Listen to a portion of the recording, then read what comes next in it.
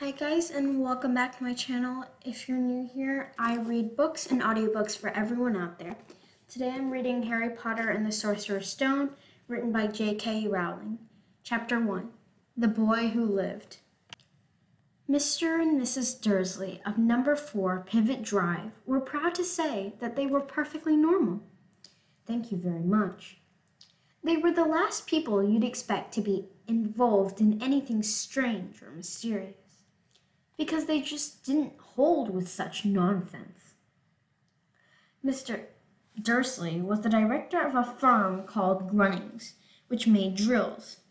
He was a big, beefy man with hardly any neck, although he did have a very large mustache. Miss Dursley was thin and blonde and had nearly twice the usual amount of neck, which came in very useful as she spent so much of her time craning over garden fences, spying on her neighbors. The Dursleys had a small son called Dudley, and in their opinion, there was no finer boy anywhere.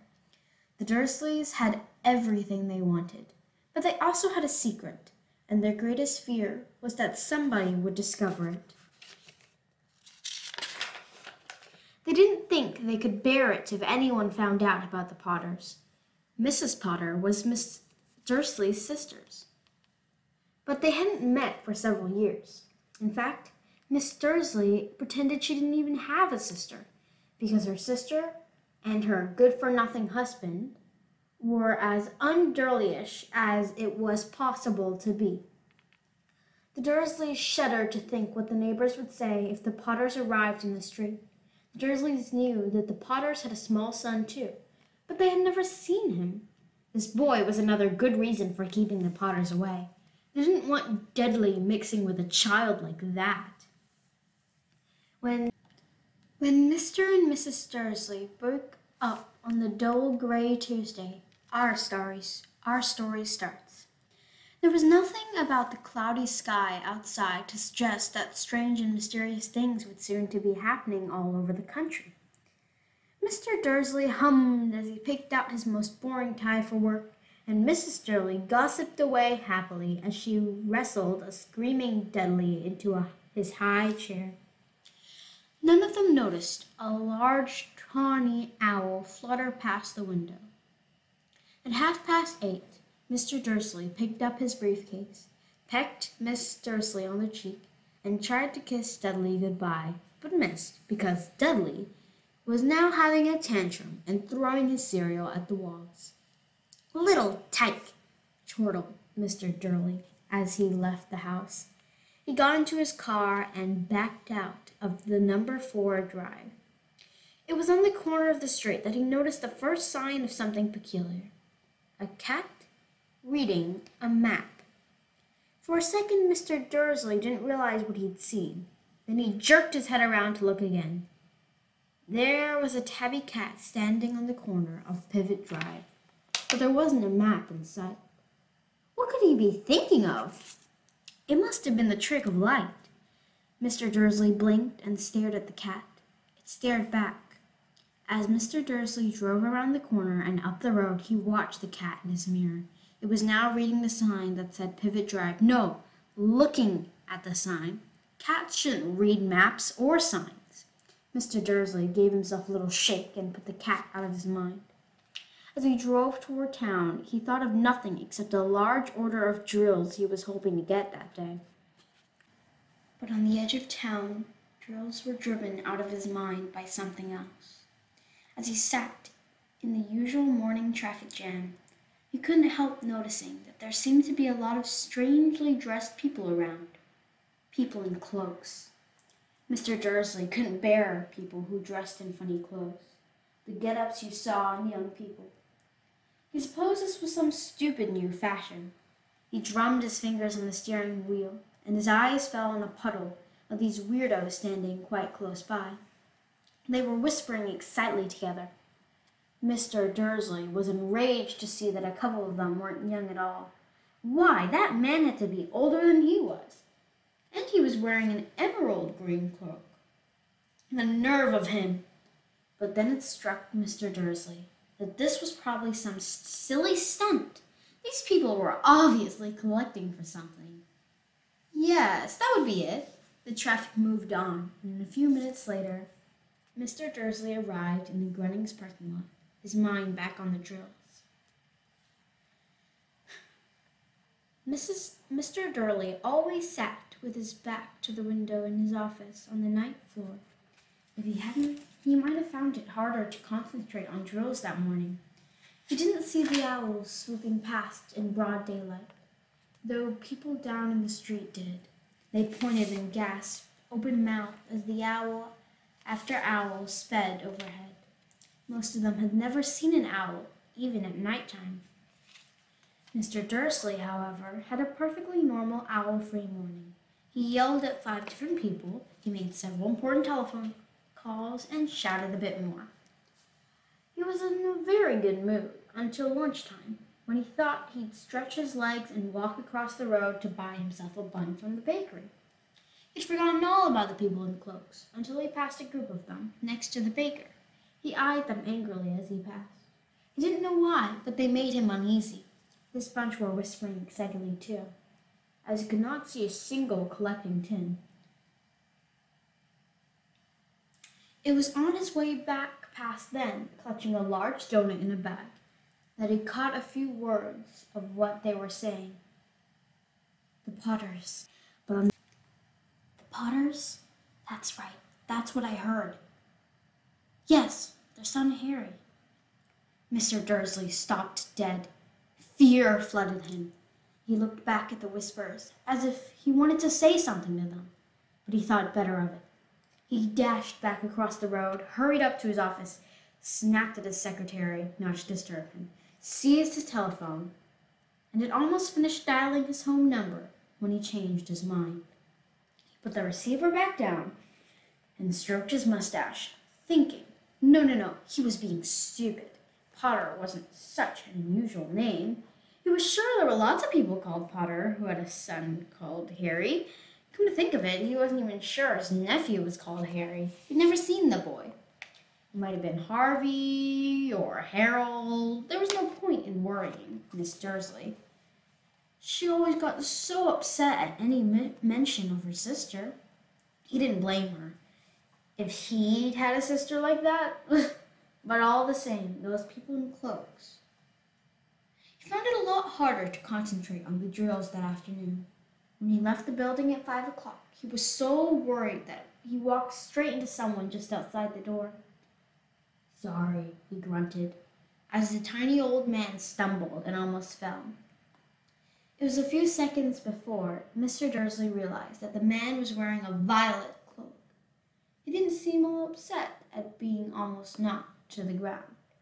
On the contrary, his face split into a wide smile, and he said in a squeaky voice that made passersby stare, "Don't be sorry, my dear sir, for nothing could upset me today. Rejoice, for you know who has gone at last. Even muggles like yourself should be celebrating this happy day." And the old man hugged Mr. Dursley around the middle and walked off. Mr. Dursley stood rooted to the spot. He had been hugged by a complete stranger. He also thought he had been called a muggle. Whatever that was, he was rattled. He hurried to his car and set off for home, hoping he was imagining things, which he had never hoped before, because he didn't approve of imagination. As he pulled into the driveway of number 4, the first thing he saw, and it didn't improve his mood, was the tabby cat he'd spotted that morning. It was now sitting on his garden wall. He was sure it was the same one. It had the same markings around its eyes. "Shoo!"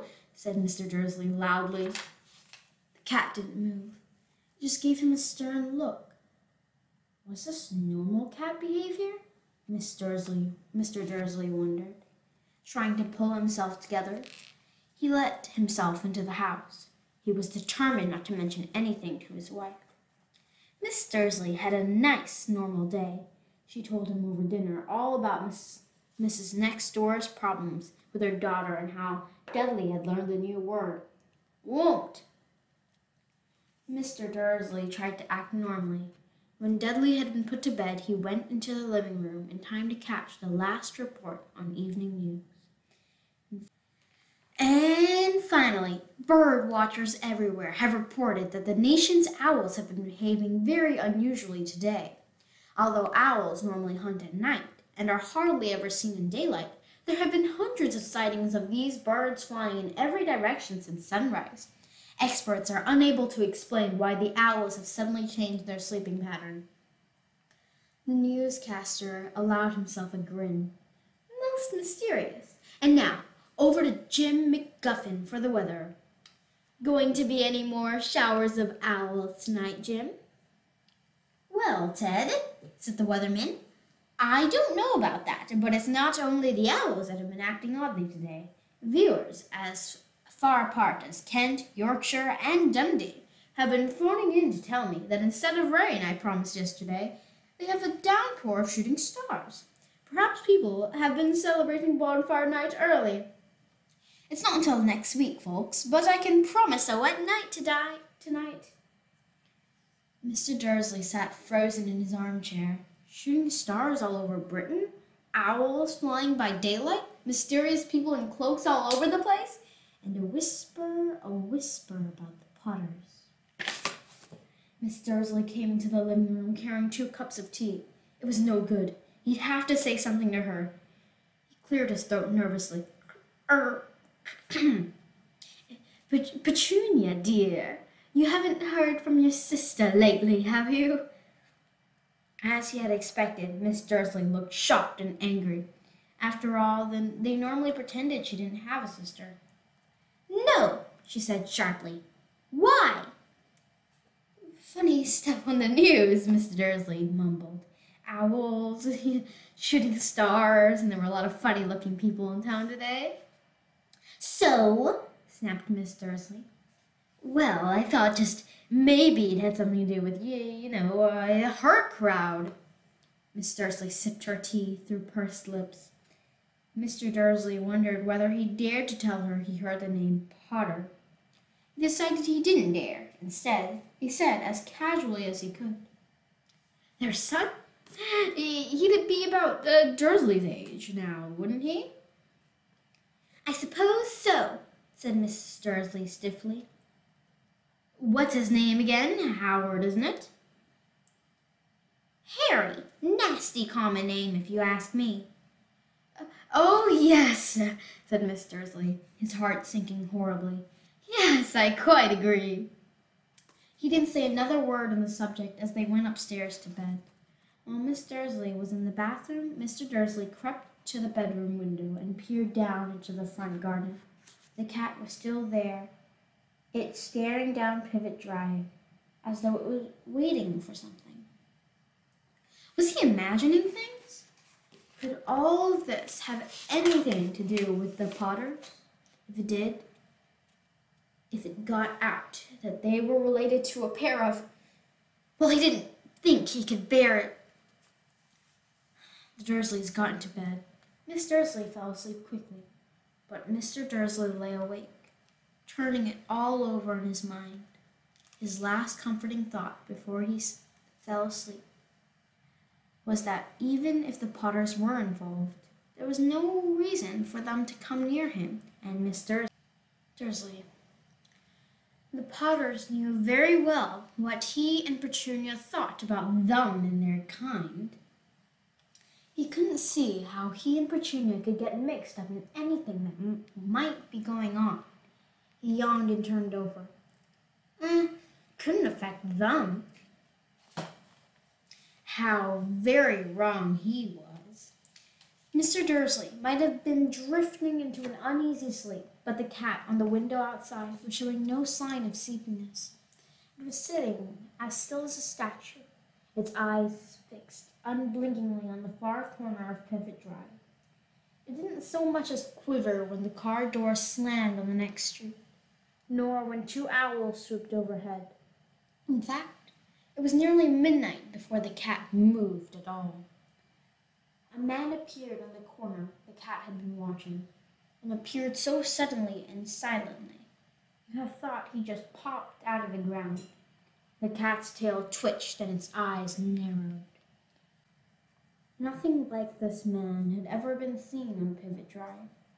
He was tall, thin, and very old, judging by the silver of his hair and beard, which were both long enough to tuck into his belt. He was wearing long robes, a purple cloak that swept the ground, and high-heeled, buckled boots. His blue eyes were light, bright, and sparkling behind half-moon spectacles, and his nose was very long and crooked, and though it had been broken at least twice. This man's name was Albus Dumbledore. Albus Dumbledore didn't seem to realize that he had just arrived in a street where everything from his name to his boots was unwelcome. He was busy rummaging in his cloak, looking for something, but he did seem to realize he was being watched because he looked up suddenly at the cat, which was still staring at him from the other end of the street. For some reason, the sight of the cat seemed to amuse him. He chuckled and muttered, "I should have known." He found what he was looking for in his inside pocket. It seemed to be a silver cigarette lighter. He flicked it open, held it in the air, and clicked it. The nearest street lamp went out with a little pop. He clicked it again. The next lamp flickered into darkness.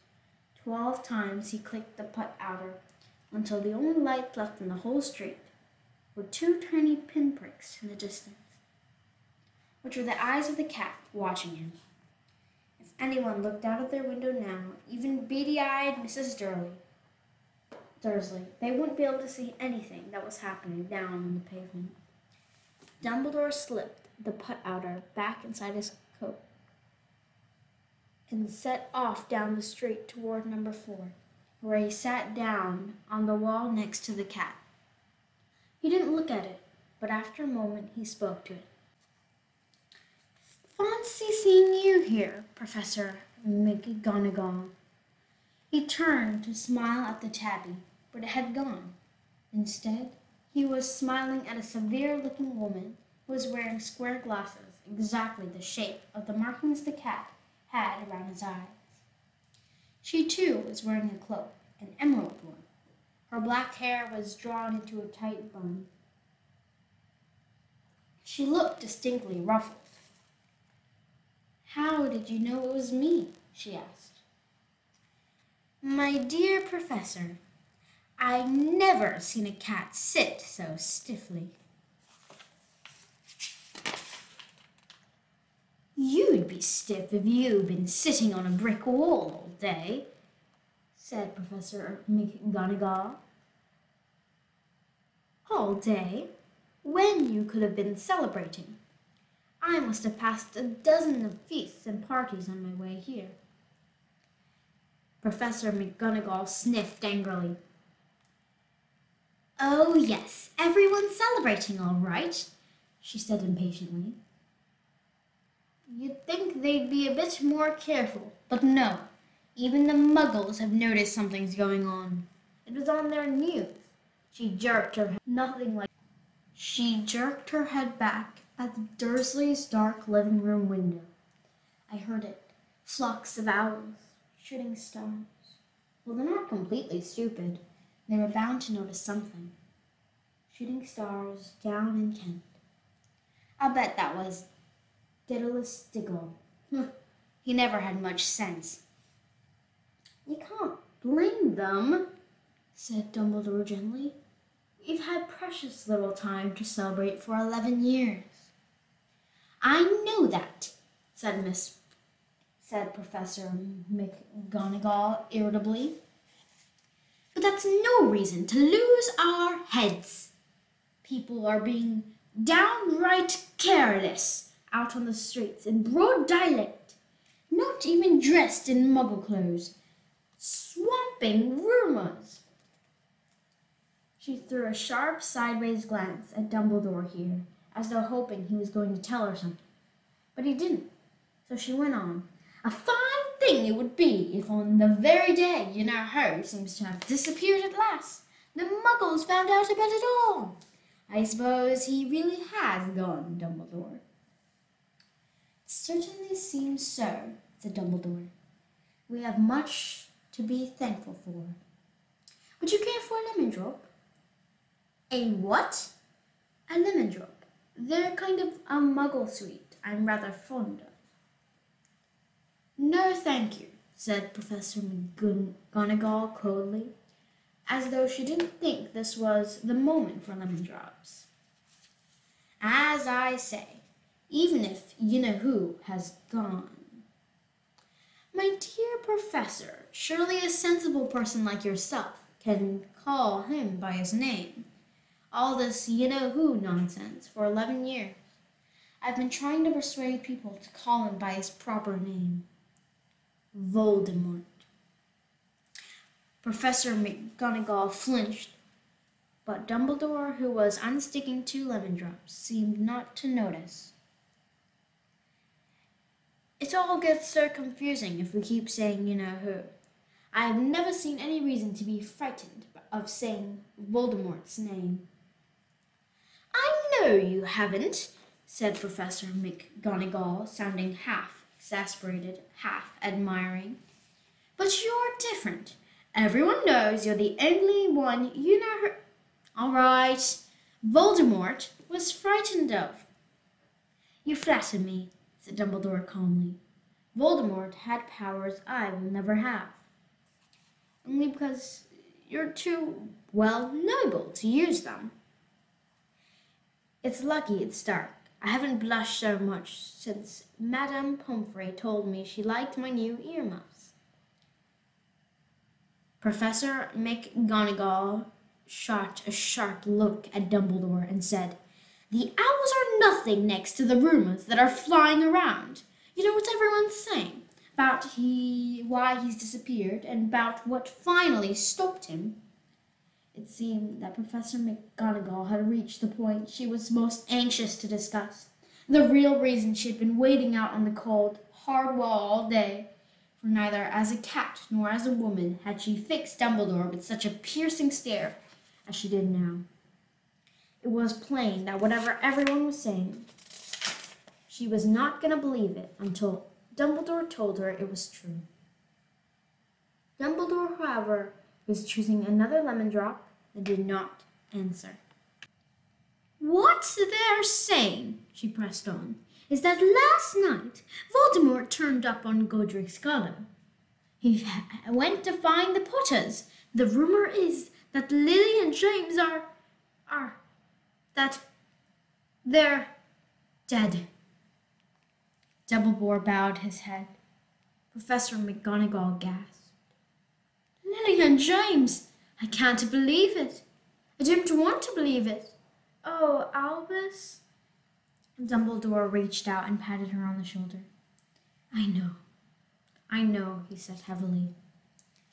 Professor McGonagall's voice trembled as she went on. That's not all. They're saying he tried to kill the Potter's son, Harry, but he couldn't. He couldn't kill that little boy. No one knows why or how, but they're saying that when he couldn't kill Harry Potter, Voldemort's power somehow broke, and that's why he's gone. Dumbledore nodded glumly. Is that true? Faltered Professor McGonagall. After all he's done, all the people he's killed, he couldn't kill a little boy? It's just astounding, of all things, to stop him. But how in the name of heaven did Harry survive? We can only guess, said Dumbledore. We may never know. Professor McGonagall pulled out a lace handkerchief and dabbed at her eyes beneath her spectacles. Dumbledore gave her a great sniff as he took a golden watch from his pocket and examined it. It was a very odd watch. It had 12 hands, but no numbers. Instead, little planets were moving around the edge. It must have made sense to Dumbledore, though he put it back in his pocket and said, Hagrid's late. I suppose it was he who told you I'd be here, by the way. Yes, said Professor McGonagall, And I don't suppose you're going to tell me why you're here of all places. I've come to bring Harry to his aunt and uncle. They're the only family he has left now. You don't mean, you can't mean the people who live here, cried Professor McGonagall, jumping to her feet and pointing at number 4. Dumbledore, you can't. I've been watching them all day. You couldn't find 2 people who are less like us. And they've got the son. I saw him kicking his mother all the way up the street, screaming for sweets. Harry Potter, come and live here. It's the best place for him, said Dumbledore firmly. His aunt and uncle will be able to explain everything to him when he's older. I've written them a letter. A letter? Repeated Professor McGonagall, faintly, sitting back down on the wall. Really, Dumbledore, you think you can explain all this in a letter? Those people will never understand him. He'll be famous, a legend. I wouldn't be surprised if today was known as Harry Potter Day in the future. There will be books written about Harry. Every child in our world will know his name. Exactly, said Dumbledore, looking very seriously over the top of his half-moon glasses. It would be enough to turn any boy's head. Famous before he can walk and talk. Famous for something he won't even remember. Can't you see how much better off you'll be growing up away from all that until he's ready to take it? Professor McGonagall opened her mouth, changed her mind, and swallowed. Then she said, Yes, you're right, of course. But how is the boy getting here, Dumbledore? She eyed his cloak suddenly, as though she thought he might be hiding Harry underneath it. Hagrid's bringing him.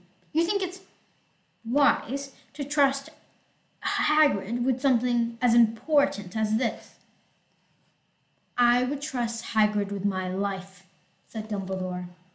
I'm not saying his heart isn't in the right place, said Professor McGonagall grudgingly, but you can't pretend he's not careless. He does tend to... What was that? A low rumbling sound had broken the silence around them. It grew steadily louder as they looked up and down the street of some sign of a headlight. It swelled to a roar as they both looked up at the sky. The huge motorcycle fell out of the air and landed on the road in front of them. If the motorcycle was huge, it was nothing to the man sitting astride it. He was almost twice as tall as a normal man, and at least 5 times as wide. He looked simply too big to be allowed, and so wild, with long tangles of bushy black hair and a beard that hid most of his face. His hands were the size of trash can lids, and his feet, in their leather boots, were like baby dolphins. In his vast, muscular arms, he was holding a bundle of blankets. Hagrid, said Dumbledore, sounding relieved. At last. And where did you get that motorcycle? Borrowed it, Professor Dumbledore, sir, said the giant, climbing carefully off the motorcycle as he spoke. Young Sirius Black lent it to me. I've got him, sir. No problems were there? No, sir. House was almost destroyed, but I got him out all right before the muggles started swarming around. He fell asleep as he was flying over Bristol. Dumbledore and Professor McGonagall bent forward over the bundle of blankets. Inside, just visible, was a baby boy, fast asleep. Under a tuft of jet black hair over his forehead, they could see a curiously shaped cut, like a bolt of lightning. Is that where? Whispered Professor McGonagall. Yes, said Dumbledore. You'll have that scar forever. Couldn't you do something about it, Dumbledore? Even if I could, I wouldn't. Scars can come in handy. I have one myself, above my left knee, that is a perfect map of the London Underground. Well, give him here, Hagrid. We better get this over with. Dumbledore took Harry in his arms and turned toward Dursley's house. Could I say goodbye to him, sir? Asked Hagrid. He bent his great shaggy head over Harry and gave him what must have been a very scratchy, whiskery kiss. Then suddenly Hagrid let out a howl like a wounded dog. Ah! Shh! Hissed Professor McGonagall. You wake the muggles. Sorry, sobbed Hagrid, taking out a large spotted handkerchief and burying his face in it. But I can't stand it. James dead? Ah, poor little Harry off to live with the muggles. Yes, it's all very sad, but get a grip on yourself, Hagrid, or we'll be found, Professor McGonagall whispered, passing Hagrid gingerly on the arm as Dumbledore stepped over the low garden wall and walked to the front door. He laid Harry gently on the doorstep, took a letter out of his cloak, and tucked it inside Harry's blankets, and then came back to the other two. For a minute, the three of them stood and looked at the little bundle. Hagrid's shoulders shook. Professor McGonagall blinked furiously, and the twinkling lights that usually shone from Dumbledore's eyes seemed to have gone out. Well, said Dumbledore finally, that's that.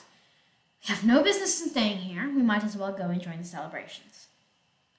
Yeah, said Hagrid in a muffled voice.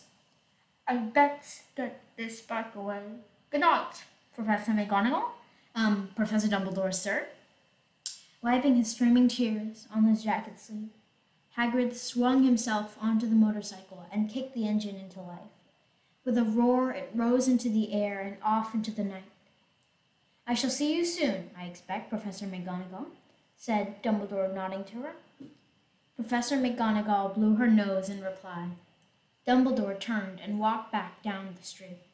On the corner, he stopped and took out the silver put-outer. He clicked it once, and 12 balls of light sped back to their street lamps, so that Pivot Drive glowed suddenly orange, and he could make out a tabby-cat slinking round the corner at the other end of the street. He could just see the bundle of blankets on step of number 4. Good luck, Harry, he murmured. He turned on his heel, and with a swish of his cloak, he was gone.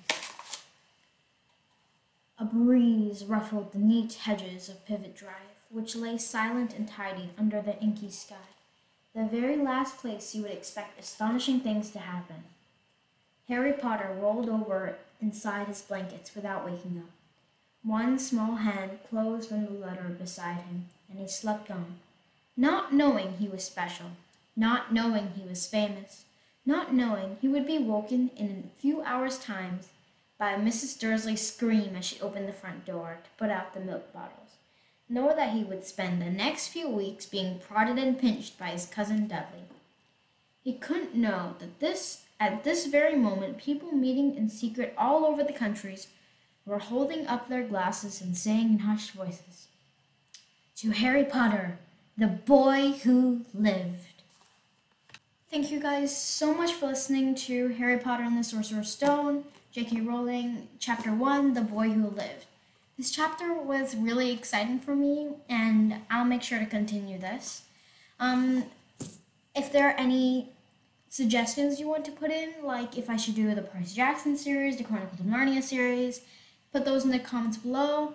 And like the question I asked last episode, if you guys like it like this or with me in front of a camera next to a fireplace. Whatever you guys like, put it in the comments below, and make sure to subscribe, like, and comment to show support and for me to continue on this book. Thank you guys for watching. Bye!